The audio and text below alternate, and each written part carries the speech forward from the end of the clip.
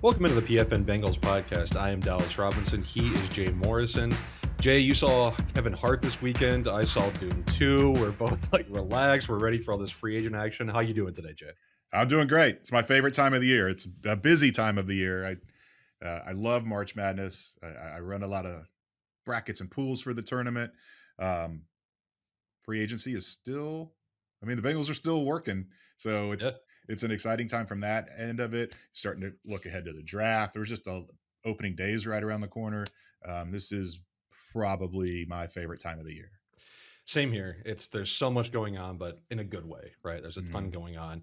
Today we're going to go over all the news that's happened since our show last Thursday. We were just here, 4 or 5 days ago, but there's still stuff going on. We got Trent Brown in town today visiting the Bengals. There's some players the Bengals have lost. There's some visits that ended without contracts. So we'll go over all of that. We'll talk about Sheldon Rankins. We'll talk about Ted Karras's tattoo event that Jay was at this past weekend.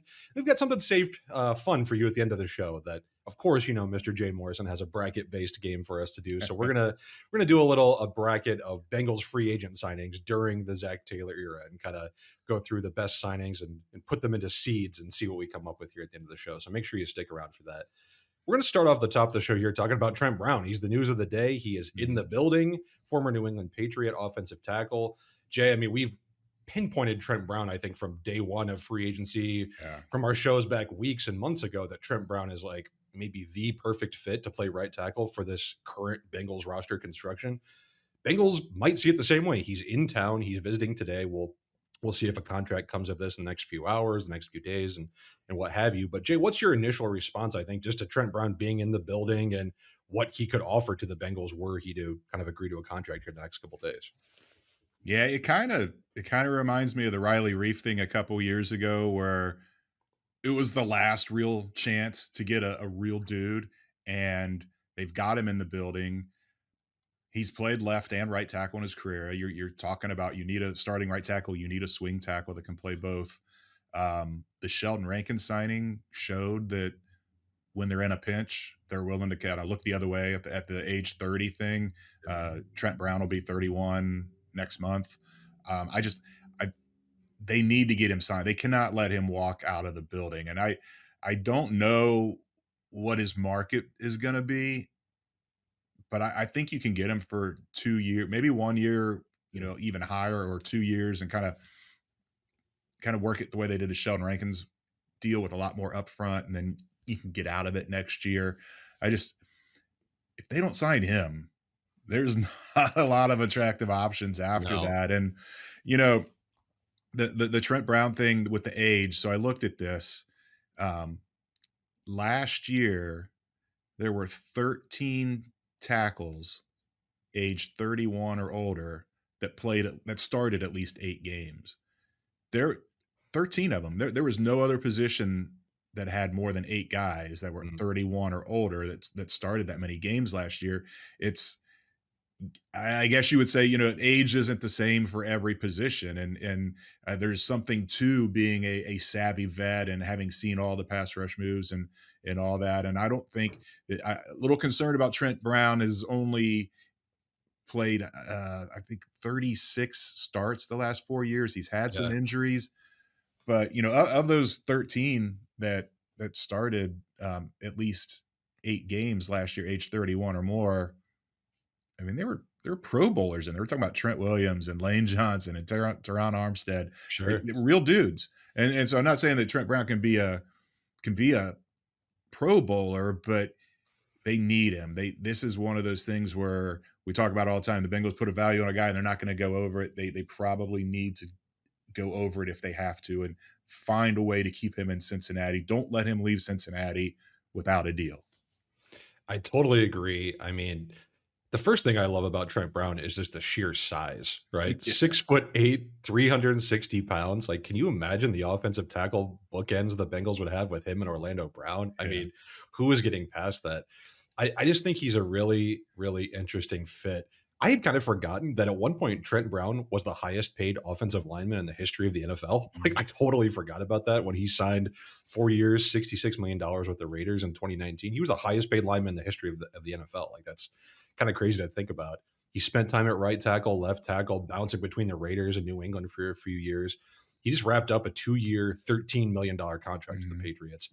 I think that's a similar range the Bengals could get him for. And I think you're right, Jay, that this could be a front loaded deal like the Rankins deal, like the other deals that we've seen where it's a 2-year deal nominally, but really it's a 1-year deal with a team option for 2025.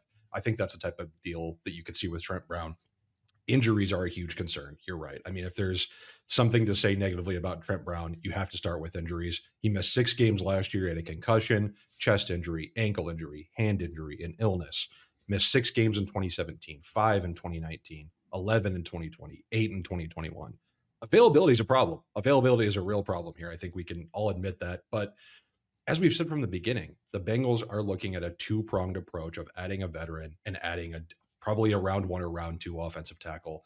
I think if that's your approach, you can take a chance on a guy who offers a high ceiling, but maybe has a low floor because of those injuries too. I would not have a problem with that. I agree with you. They need to get this deal done, not just because the other options out there at offensive tackle are slim. I mean, Jay, we talked about it before the show. They're looking at Andres Pete, Cameron Fleming, Kendall Lamb if they don't sign Trent Brown. I mean, it's dire. It's a dire situation. There are also other teams out there in the NFL that have offensive tackle openings that Trent Brown could potentially fill. He played for the Patriots last year. They still need a left tackle. The Chiefs still need a left tackle. The Commanders need a left tackle for their presumably rookie quarterback. Baltimore just cut Morgan Moses at right tackle. He could be a fit. Tennessee, New Orleans. A lot of teams still need offensive tackles. I think Trent Brown will have a market. Obviously, it's not going to be huge because he would have signed by now. But there are other teams out there, I think, that need help that could be interested in a Trent Brown if they don't get this deal done today or this week or something soon. Yeah, and you wonder why it hasn't happened yet. Is he asking Yeah. for too much money? Are people too scared of the injury history? I don't know that I've seen any reports of him making any other visits. I think this is his first. Yeah. Um, so I don't know if that's just because the Bengals want to get their hands on him and do a physical and uh, do their due diligence, but um, it's a huge advantage when you have them in the building. You can do everything you need to do to make sure they don't leave. And we've seen the Bengals do that. They did it with La'el Collins. They did it with Riley Reef. And here we are again, a Yeah. tackle here visiting. So I imagine a push will be made today to try to lock him up. The other thing I did a lot of reading about Trent Brown over the weekend, just kind of thinking about him as a Bengal. The one thing that you have to kind of mention as a concern is maybe some of the culture fit stuff, only because, and we'll get into some other free agents who might not have been a culture fit from the Bengals perspective. That reading about Trent Brown in New England, and I know things were not good with the Patriots last year. Bill Belichick's final season, it seemed like everything was kind of collapsing there. But there are reports of Trent Brown being constantly late to practices and to meetings and to openly talking about he's going to go sign with some other team like during the season. And I'm not in the locker room. I don't know how that's going, how what exactly was said, but there are reports out there that maybe Trent Brown is not exactly the most team first guy, which I do wonder if in this Bengals locker room at this stage, will they overlook something like that? We've talked about them overlooking their kind of age requirements. Will they overlook maybe a potential not perfect culture fit if it's a perfect fit from a roster standpoint? Yeah, it's an interesting question. And I remember I asked Zach about it last year at the combine where, they put all this work in building a culture. Do they feel like it's as important now when you're drafting guys and signing guys in free agent that they have to fit that culture? Or Yeah, once you have the culture in place, is the culture kind of mandate that somebody comes in and toes the line, right. and it gives you the ability to maybe take some chances on a guy like that where there might be a little red flag or two. So it yeah, I mean, and Zach said yeah, it does, it gives you some more leeway. Now you've got other, Joe Mixon was a big part of this culture. DJ Reader so you got some guys walking out the door. You need Sure. some new guys to kind of step up into that role. But you've got Burrow, you've got Karras, you got Von Bell back. I mean, you've got some real established leaders, culture guys in there, and you, the other thing is, you know, if he does, he's going to be battling for a starting spot, and Yeah. if the rookie beats him out, then does he become a problem? So there are concerns there, but I just think there's too much of an upside. We're a week into free agency. There's no perfect guys out there now, Yeah. and then the Bengals are in a bit of a hole. They just got to make it. They got to make it work, and then hope that the culture takes care of Trent Brown. So one of the other options the Bengals were thinking about at least was Mekhi Becton, the Jets offensive tackle who visited last week. He left without a contract. Doesn't seem like that's a fit. Maybe I think if they really Bengals really wanted to sign him, they probably could have gotten a deal done. There are reports out there that at least two other teams, want to meet with Becton. That he has these other visits lined up.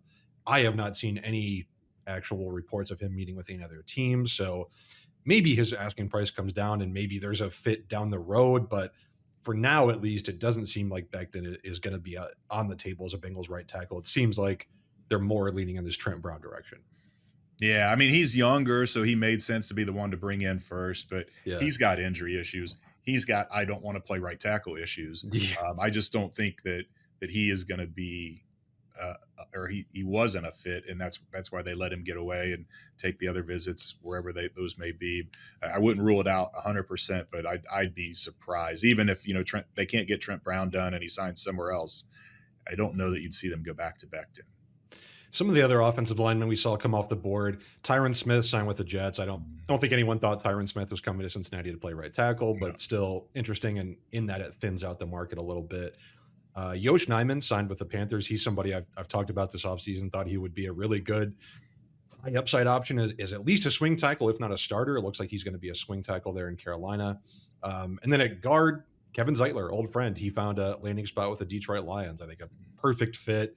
Some people, I think, maybe thought he could come back to Cincinnati, maybe me included. I don't know, but that's not going to happen. He'll go up to Detroit and fill in at left guard for them there.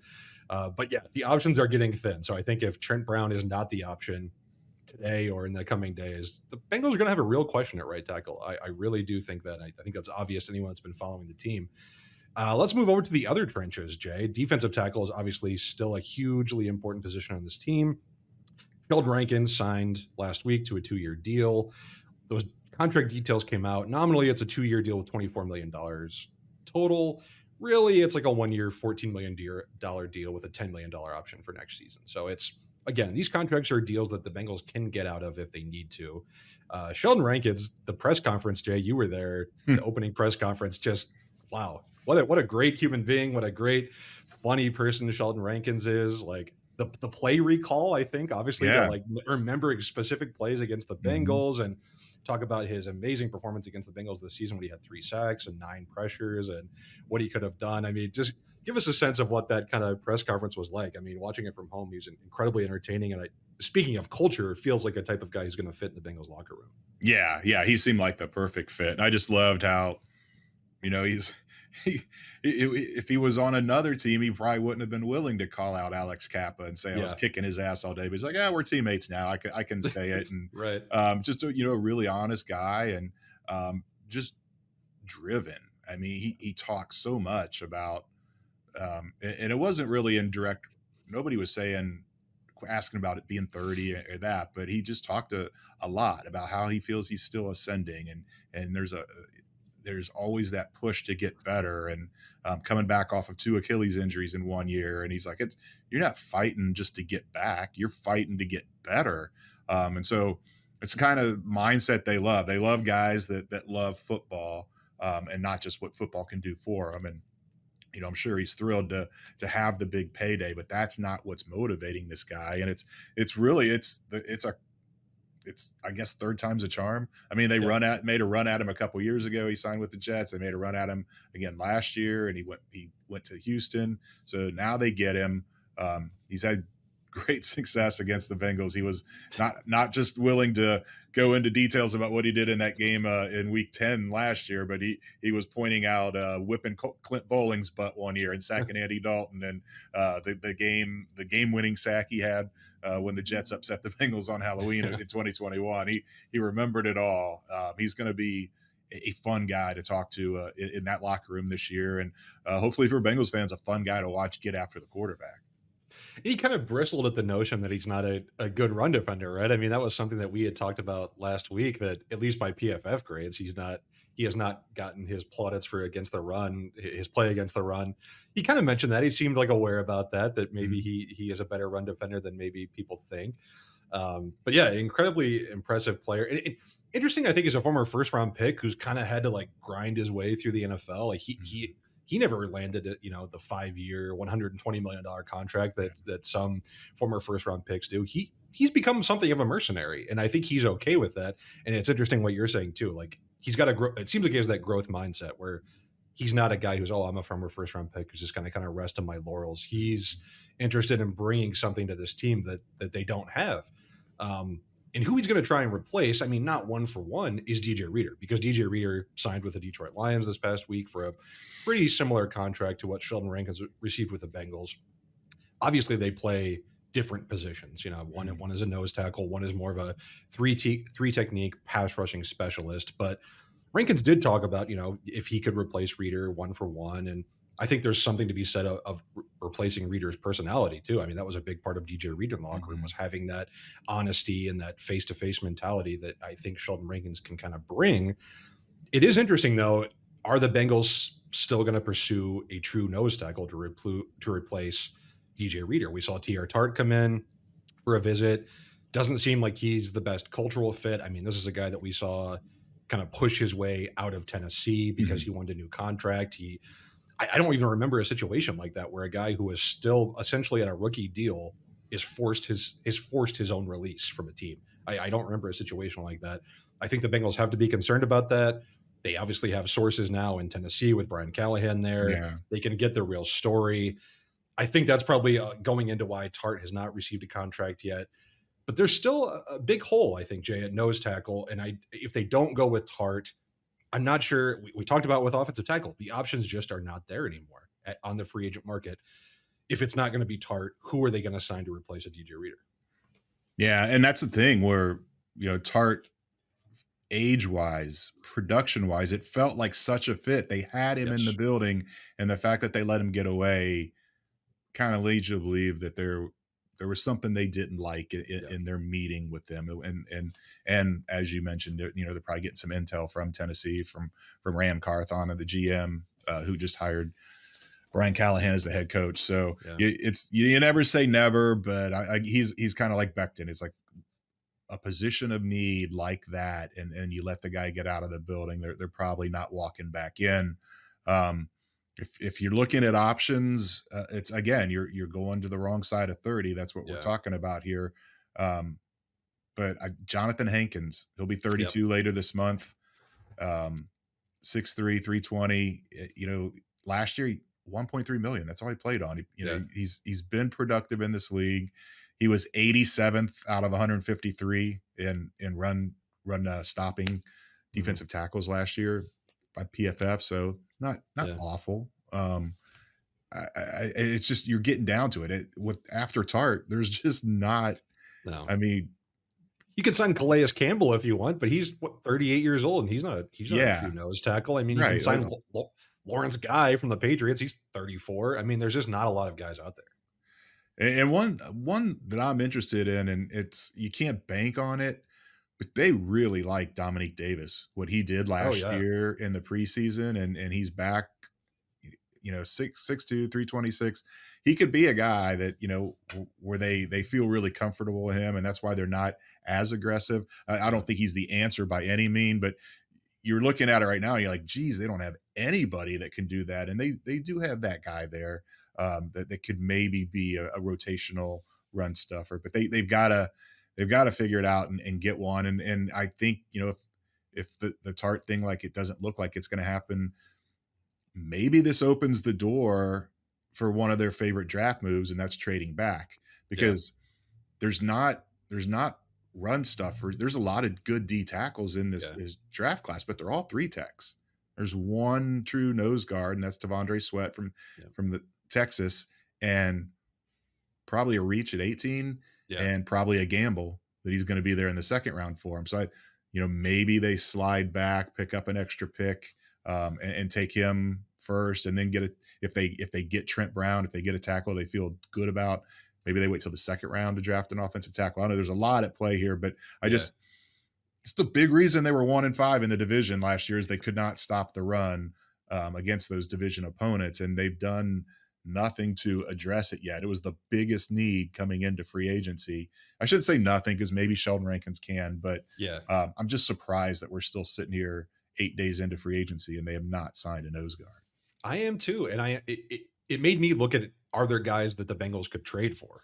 I know the Bengals Mhm. don't necessarily like to trade, but that's how they got BJ Hill. That's how Yeah. they traded Billy Price for BJ Hill. I'm grasping for straws trying to find who's going to fill this gap. A couple guys that I landed on. Kalen Saunders, defensive tackle for the New Orleans Saints, 27 years old. He's more of a BJ Hill type. Like, he's played some A gap, some nose tackle, but he's more of a BJ Hill type. $3.4 million in 2024, $4 million next year. He's a former third round pick, played for the Chiefs, 17 starts in 2020 last year for the Saints. I, could they trade for like a Jackson Carman? Could the Saints want a Jackson Carman in exchange for a guy like that? I don't know. I don't know. And I think the only reason the Saints would be interested in something like that is because they have such big salary cap issues. If they need to clear $3-4 million from their books, could they get rid of a veteran in exchange for an Mhm. upside pick? Maybe. The other guy I'm thinking of is from the Denver Broncos, DJ Jones. He's a little more of a true nose tackle, but he does not have the DJ Reader size. He has 1 year left on his contract. It's $10 million. I don't know if the Bengals are going to pay that for a guy who's already 29 years old and they have to give up something for. I don't know. He doesn't have any future guaranteed money or anything like that. Could be an option. I'm trying to think of other guys the Bengals like player for player trades that they could be willing to deal. Jackson Carman's like the only one I could really come up with that I don't think they're trading Dax Hill. I don't think they're giving up on him. I don't know that there are any other players that the Bengals are ready to do a Billy Price for BJ Hill type player for player trade. And we know they don't like giving up draft picks. So I don't know how realistic these deals would be. But again, just grasping for straws and trying to find some guys who could contribute a little bit, those would be a couple guys I come up with: Kalen Sanders and DJ Jones. Yeah, they don't like trading draft picks, but they have 10. Yeah, They got the 6th round improved to a 3rd, on the comp pick, exactly. and you look at what these starting like Kenny Pickett and Justin Fields, these starting Yeah, quarterbacks are getting what, 4th, 5th round picks in sixth. return. So Yeah, a nose you could give up a 5th round pick, to get a position of need to get a nose tackle. yeah, I could see that happening as opposed to the player for player swap. yeah. It's interesting. I think the Bengals are going to have to explore all these options. I think as these days and weeks progress, and we talked about it in our previewing of this free agency that they don't have to stop signing free agents like this week or next week Yeah. or even when the draft. They've got the entire summer. More guys will get cut. I think there will be some options, and it's not like nose tackle is one of the premium NFL positions, right? It's not like this Mhm. is an edge rusher or a wide receiver they're trying to find. It's a position that's relatively lower on the NFL kind of premium positional scale, to the point where they can probably find a cheaper option if they have to. Right tackle, I'm not sure that's the case. I think No. that's more of a premium position where they need to invest. But defensive tackle, we'll just have to wait and see. The only other moves I think, Jay, that have happened since we last talked, where Tanner Hudson is back. Celebrate for me. That's my guy. I'm very happy about that one. And then Trent Irwin re-signed as well. I Mhm. think these were, largely expected moves. These are complementary pieces that we expected would be back, that know the system, that Bengals are not paying very much to bring back. Not surprised by either of these moves. No, I'm not either, and I don't think they're done. I think Yeah, Sharping, Bocce, those guys, Marcus Bailey, those there could be some more guys that they bring back.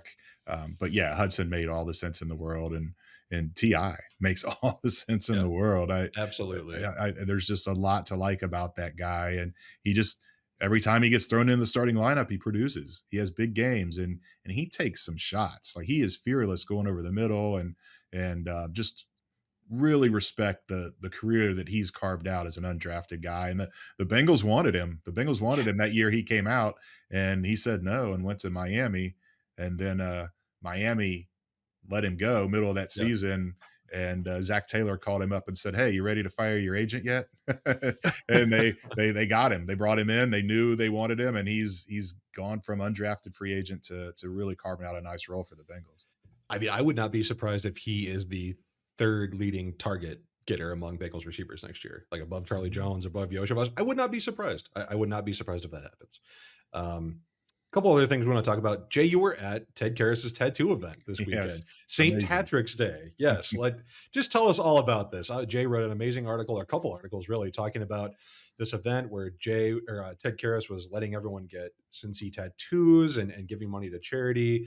Joe Burrow chipped in 25 grand. I mean, to let Ted Karras get a tattoo, sorry, I should say force Ted Karras to get a tattoo is Yes. more like it. But Jay, just tell us all about this event. I mean, just a great event that we could kind of get the scene from your articles, but tell us a little more about how this went.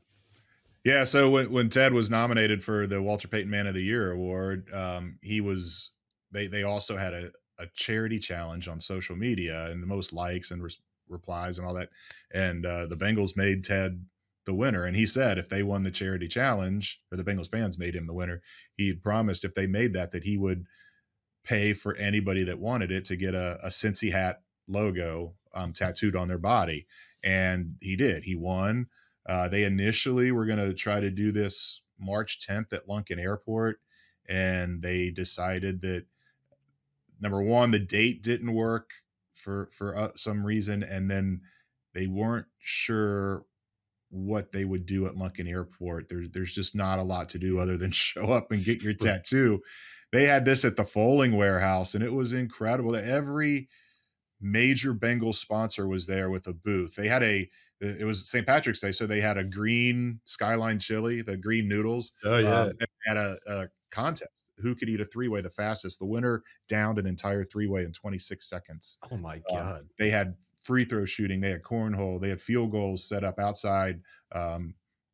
It was an amazing event. That over 2,000 people came. They put the word out for tattoo artists that they needed them to come in and handle the load. There was almost 500 people got tattoos, and I think there was about 45 or 50 tattoo artists came in. They paid them each $500, gave Mhm. them two Bengals tickets for the season, not for the season, but for one game. Yeah. And they they tattooed all these people. It was amazing how many people that I talked to that was their very first tattoo. Mm. That they'd never got one before, and that's what they chose to do. It just and then you can't forget what Ted is doing this for, and it's for the Yeah. Village of Marici. It's to provide housing and support for adults with disabilities, primarily Down syndrome and autism. And now he's teaming with Kenny Anderson, the former Bengals quarterback, to bring a facility to Cincinnati area. The original one is in Ted's hometown of Indianapolis. So it's just incredible work that he's doing and the money he's raising.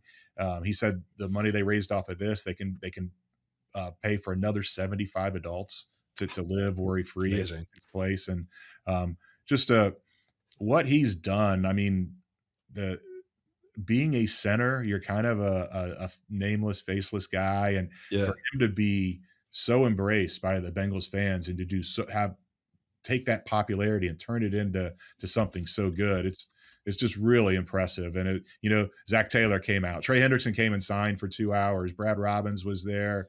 It was just really cool to see him get supported. And the Zach's chief of staff on the coaching staff, Doug Mhm. Rossfeld, didn't just show up. He actually got one of the Cincy hat tattoos on his arm, and it wasn't his first. He has some other ones, but um, it was really cool. The Burrow thing was a cool story where he $25,000 challenged him. We were kind of debating that. Some of the other writers that were there at the event would you get a tattoo for 25,000? And I said absolutely I would. I was like I wouldn't hand that 25,000 over to my favorite charity and get a tattoo, but I Yeah. would pocket 25,000 to get a tattoo. I Sure. don't have any, but hey, at age 57, I'll get my first if you want to pay me 25,000. Well, that was going to be my next question is where did you get your tattoo, Jay? I mean, No, that's no. we need to know. Now he No. did say that the future plans for to continue this fundraising, they're organizing a euchre tournament. And I told Ted, Mm. I was like, I'm not getting a tattoo, but I will play in your euchre That's all tournament. you. Oh yeah, Yes. that's you for sure. No, that's great. It's outstanding. I mean, Ted Karras is just seems like an amazing guy. I mean, so you would think he's like from Cincinnati and like grew Right. up in Cincinnati, right? He's not. He's bounced around the league. He's from the Midwest originally, but he's bounced Mhm. around the NFL. He's not like a native Cincinnati guy, but to have been embraced to that point, I think by the fans and to show that community service that he's done over these past few years is really, really, really impressive person. I totally agree, and a great event for Cincinnati community.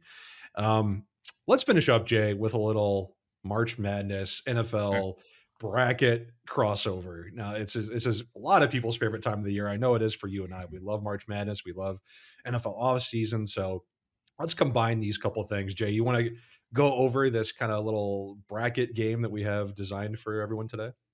Yeah, so I looked at the 32 free agent. Well, I picked the top 32 free agents that Bengals have signed in the Zac Taylor era, and we're not including anybody this year. Not Geno Stone or Gesicki, nobody that's not played a game for the team yet. And I was like, well, who would the if we put him on a bracket, who would be the four number one seeds? Who would be the number one overall seed? And then I was like, well, I think the four are maybe we'll disagree on this, but I think the Yeah. four are pretty set. So we're going to go ahead and do our two seeds and our three seeds as well, and then just for fun, because it's not all free agency signings are hits. Who our eight seeds would be, because we only have 32 teams, so it would be four brackets of eight teams. So who would be the equivalent of a 16 seed, but they'd be eight seeds. Yeah, I think okay. Let's just go ahead and start off with the number one seeds because you say they were like pretty set in stone. I think some of them were set in stone, but I think there was a little bit of a challenge for me Mm. in picking these number one seeds. And it's funny to look at this list that you sent over because there are a lot of misses, but that I think it just shows like how hard free agency is. And Yeah. like there are going to be misses. You're not always signing these top line guys. Jay, you want to start? Like this is your game. Who did you have as the number one overall seed if we're looking at free agents that have been signed during the Zac Taylor era? Who's your number one seed? Yeah, I think it's got to be Trey Hendrickson. I Yeah. mean, he just the production he's had, the decision to go with him over Carl Lawson, and look at how their Yes. careers have veered. I mean, there's it was just a home run on all Yeah. accounts. He's easy the number one overall seed. One of the best signings in team history, Yeah, just a absolute force. I don't think the Bengals would have been anywhere where they've been these past couple seasons without him. I no, mean, the defense struggled last year. Imagine what it would have been without Trey Hendrickson on the edge. And that's not even counting all the locker room stuff. I mean, just absolute warrior. I think he's the easy number one seed. I'll go ahead and give my who would be my kind of second number one seed. I put DJ Reader as yeah, number two. Same kind of thing. I mean, same era of free agent signing, coming in and really establishing himself in the middle of that defense, allowing the Bengals to do so much stuff behind him, coverage wise, and locker room. On top of that, just an excellent free agent signing. Played out his entire contract, obviously, and I think will be missed both on the field and in the locker room absolutely. as early as this year. So he's my number two. Yeah, he was my number two one seed, and then after that, I go Von Bell. I Yep. mean, just from the hit on Juju Smith Schuster that just totally changed the entire trajectory Yeah. of this franchise, and what he meant in terms of establishing a connection with Jesse Bates and coming in as being a leader right off the bat, Yeah. being a captain right off the bat. How bad they missed him last year when he left. I think he's another one that was an obvious number one seed, and I think he slots perfectly in that three spot. I still think Reader was the bigger one, but you you can't underestimate what Von Bell meant to this team as a signing.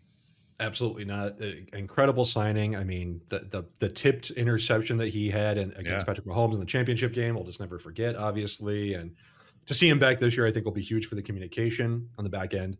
Now, this was where I had a little bit of trouble. I think there are two choices I think we could have for this kind of last number one seed. I went with Mike Hilton. I put Hilton as my number four. I think there's another option that maybe you've chosen, so I'll save it. But Mike Hilton, I think coming from the Steelers, knowing this division, blitzing from the slot, run defense from the slot, just that attitude from playing closer to the ball, playing back at safety when needed. I think just doing all sorts of things that the Bengals needed from that interior slot position. That I'm going to put him at number four, but it's close with another veteran that we can get into if he's not your number four, of course. yeah. I had Hilton as my first two seed, so Okay. I went with Ted Karras as my last Oh, okay. number one seed. I just, you know, maybe he hasn't been an all pro type of center, but again, the culture, the expectations, the leadership that he brought coming in and kind of being the anchor of that Yeah. reworked offensive line. And I don't think you can underestimate his impact either as a free agent signing for so many reasons. No, that's an interesting one. I had him as a number two seed, Mm. but obviously up there. I think the guy I was kind of debating putting as my other number one seed was actually Cheeto. Was Cheeto Mm. Biawuzie? I mean, I think the first season he was with the Bengals, he was a true number one shutdown cornerback. I mean, even better than he had been with the Cowboys before that. Even though I know there were injuries at the end of his contract, he was splitting time at the end of his contract to get like number one lockdown cornerback play at the rate they were paying Right. Cheeto was such a good deal that I would actually have him above Ted Karras and some of these other guys that we might talk about as number two seeds. I just think he was such a driving force in that secondary at the time. And good for him to be in Tennessee. We talked about it. He got more money than Mhm. either of us thought we would be. I think he's still got some time left, but just an absolutely home run signing for the Bengals. Yeah, another great culture guy, and just the fact Yep. that he missed half the season in 2022, and then the part-time role last year. It was a great signing, a great Yeah. value signing, and but just the production wasn't there. Mm, I had him actually as my third number two seed. mm, My second number two seed was Orlando Brown. I just think again he probably didn't have the year that he wanted, that the team wanted him to have, but it was just such a an impact signing to go get a mhm. guy like that, and to really fortify that offensive line, to leave them in a spot now where yeah they've got to replace Jonah, but if they hadn't signed Orlando last year, imagine where this Yeah. team would be right now. They probably would have re-signed Jonah, so maybe they'd be in the same spot looking True. for a right tackle. But I just the amount of money they paid him, and the position of need, I snuck him in there as a number two seed. I had him as my second number 2 seed as well, and even beyond just his play, like, the statement of signing him for the Bengals, I Yes, think the right. shock of signing him, to going out and filling a need with, like, the number 1 free agent on the market at that position, I think just the pure statement of doing that has to have him pretty high.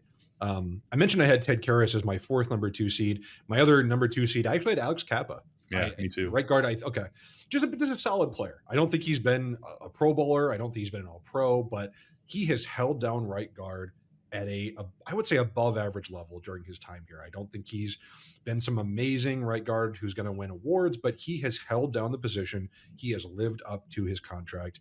I think that's a win. That's a win in free agency to get a guy at his age at that price. So I'll have him. So my number 2 seeds are Cheeto, Orlando Brown, Alex Kappa, Ted Karras. Yeah, and mine were Hilton, Brown, Cheeto, and Kappa. For my first number three seed, I went Hayden Hurst.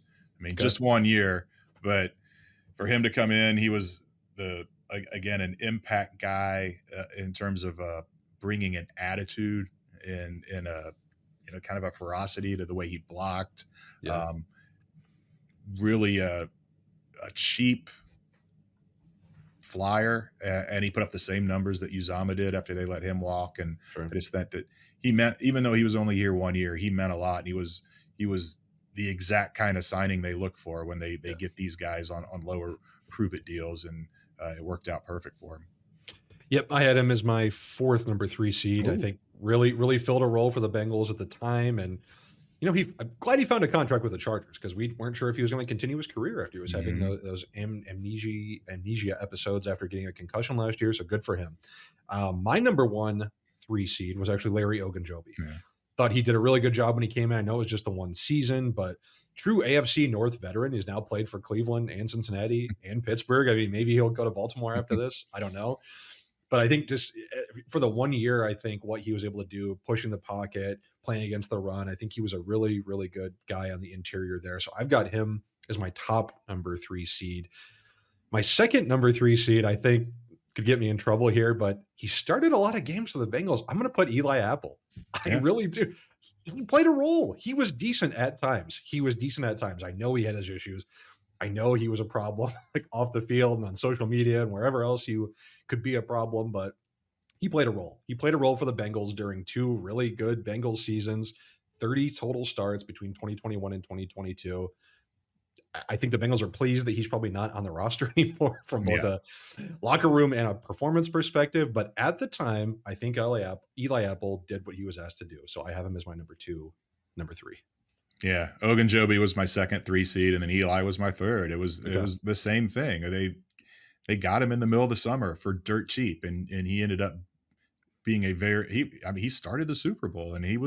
he was a big part of what that defense was able to do. And yeah, you knew that was coming, the all the extracurricular stuff. Yeah. I think they managed it for a while, and then it just got to a point where they decided to move on. But he got burned a few times, but I don't think fans give him the credit that he deserves for how well he played for them for decent stretches of time. Oh, yeah. Um, my final three seed, I went Josh Bynes. Again, he didn't do a whole lot here, but they signed him early on when in the Zac Taylor era where they needed that veteran leadership. And I think Josh Bynes had an impact on who Logan Wilson and Jermaine Pratt are as players today. Just the way TB kind of has had an impact on Jamar Chase and T Higgins and them not developing into those diva type of Yeah. receivers. So I think Josh Bynes played an important role. It was not a good team when he came here, but they needed a solid veteran presence, and that was a an under the radar good signing. I think you and I are spending way too much time together on this show because we have the exact same 12 players. Like Josh Bynes is my other guy too. Yeah, he was what he was at the time, veteran linebacker the Bengals needed, played the role, played it well, played it fine, played it at an average acceptable level. I You have to put that on a list of the top 12 free agents during this era, I think, Mhm. because there were so many misses. Um, let's go ahead and talk about our number 8 seeds. Of course, this is where the real fun is. So we Should get we to pick should on we people. should we do it in the reverse order? Should we like save our lowest for the last and Yeah, start? yeah. Okay. I'll start with my kind of, I guess, best number 8 seed. This is not this player's fault. This was the Bengals' fault, but it's John Jerry. Yeah. John Jerry in 2019 started 5 games at left tackle for the Bengals. He played 436 snaps at left tackle. Like this was a downtrodden era for the Cincinnati Bengals. This is John Jerry was a guy who had 106 starts before he came to the Cincinnati Bengals. They were all at guard. So to ask a guy who's in his mid 30s to go play left tackle was not a great idea. So I will have him as my kind of best number 8 seed, but it's not really his fault. This is more on the Bengals. Yeah, my best 8 seed is Mackenzie Alexander, the Okay. cornerback they got from the Vikings. Just never panned out here. Eventually got benched, got let go. It was just he expected a lot more Yeah. from him in that offseason when they signed him, and just it was a bust. There's no other way to put it.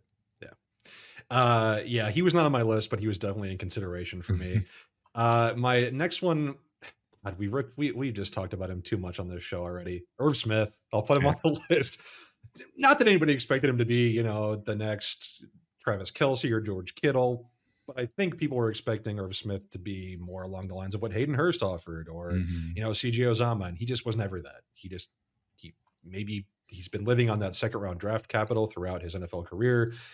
Too many mistakes, too many errors, self inflicted mistakes. Just never really contributed in the way the Bengals hoped he would. I remember 2 Irv Smith plays from last season. One was dropping a pass on the Yep. first third down of the season, and Yep. one was fumbling at the 5-yard line in San Francisco. So that is his Bengals tenure The in a entirety of nutshell the there. Irv Smith experience. I Yes. had him as my second number 8 as well. Okay. My third number 8 is LaShawn Sims, Mm, another cornerback. They got him from Tennessee. Again, it was a cheap deal. They took a flyer. He just bad. He, yeah. he he was a liability back there. You thought it would be a veteran guy that could come in and not be an all pro, not even be close to that, but be serviceable. And he just Mhm. was not. He like I said, he was a liability and another one that I'm sure the Bengals regret signing. My last one, or my third one, was, again, I hate to say it, Nick Scott. Yeah, I think that the Mhm. Bengals wanted him to be a starter. He eventually lost his job this past season. I don't think the Bengals ever want to move on from a guy after 1 year that they've given a 3-year contract. And I think if the Bengals had not found Geno Stone and Von Bell, that Nick Scott very well maybe still be on Yes. the Bengals roster. Because I'm not saying he was even a terrible, terrible player. He just was probably stretched as a full-time starter, as a full-time starting safety at the price the Bengals were willing to pay him. Not a bad player by any means, but I think from what Bengals and Bengals fans were expecting last year, got to be a true disappointment. Yeah, I think he'd still be here if they just signed Geno Stone. Just one Because of them, yes. Yeah, once they had Von Bell, and I yeah, think those both happened right at the same time. It's like they're yeah. releasing Nick Scott. Oh, we've signed Von Bell, so that those two were related. I didn't have him though. I don't know if I'd have him as a 7 or a 6, but um, my last one, and it might be your last one too, is Trey Waynes. Yeah, is there any Is- other option? I mean, it's yeah, it's it's got to just be. Yeah, the injury. Just never played, no. and it was a waste of money, a waste of time, and he's not been. I think he went back to Minnesota and played, but he's out of the league now. It just that was some of these were the guys never panned out, but you never really expected much. There was a lot of expectations for Trey Waynes. Oh, Uh, certainly. he is the epitome of a bust. Yes, I there's just no question. 3 years, $42 million, missed the entire 2020 season, played 5 games with 4 starts in 2021. It's just yeah, it's one of the worst deals in Bengals history, no question. I don't believe he ever did actually sign anywhere. There were reports that he was getting interest in Mm, 2022, but I don't think he ever found another interest. And that summer, I'm looking now, he actually said, "In my head, I'm done. I'm never playing again." mm, So just a not a great pick, not a great signing in any capacity. I don't think it's a surprise that that was the worst signing of the mhm, Zac Taylor era. I think anybody could have identified that, but I think if you look at the free agents the Bengals have signed, yes, there are misses, but this is a pretty good track record. If you look at mm. other NFL teams and how they spend money, the guys they bring in at what prices, getting Trey Hendrickson, DJ Reader, Von Bell, Mike Hilton, Cheeto, Orlando Brown, Ted Karras, none of these guys are like truly breaking the bank, but they are all have made true impacts on this team over these past 4 or 5 seasons. I don't have every team's past 5 years of signings in my head, but I would have to think that this track record of these past 4 or 5 years has got to be near the top of the league. Yeah, and a couple times I said it, not an all pro level. Trey Hendrickson is at an all pro level. Yes. That's just the he was both of our number one overall picks. That one Yeah. really kind of sets the set the table for the rest of them, and it's been a solid. I know big fans want to see him go out and make the splash signings and the big Yeah. deals, and um, they don't do that. They also don't cut their entire defense leading up to free agency every third year or anything like Yeah. that. Yeah. It's like a credit card to a college kid. Yeah. It's the bill's gonna come due. It's fun for right at the beginning, but the Bengals have always taken that more conservative approach, and they're not gonna devalue 2025, 2026 for 2024. Yeah. It's they look at every year the same, and um, people may not agree with the philosophy, but it is what it is, and it's worked for them since they really started dipping their toe into the free agency market more when Zac Taylor got here. Yeah. Jay, that is our show for today. We Trent Brown is not signed as of the end of this episode. We'll see if he does later today or coming this week. We'll just keep our eye on all this Bengals news. We will be back next week on Tuesday, we think, unless there's some massive story that happens before that. Jay, anything else before we sign off on today's episode? Anything else you're paying attention to for this next week for the Bengals? No, if you guys are watching this on Tuesday after it posts, you might want to go to Jeff Ruby's tonight because there's a good chance Trent Brown be there with Joe Burrow and they like to have these free agent dinners after they sign guys. So if they do insist on not letting him leave the building and sign something, you could see Trent Brown around town this Go show your support. Tell Trent Brown he needs to be here. Tell him how great it will be in evening. Cincinnati. So everyone go do that. Everyone, thanks for listening. Make sure you give us a subscribe, a like, all the good stuff. We really appreciate you listening every single week. We will be back to talk to you with more Bengals news next week.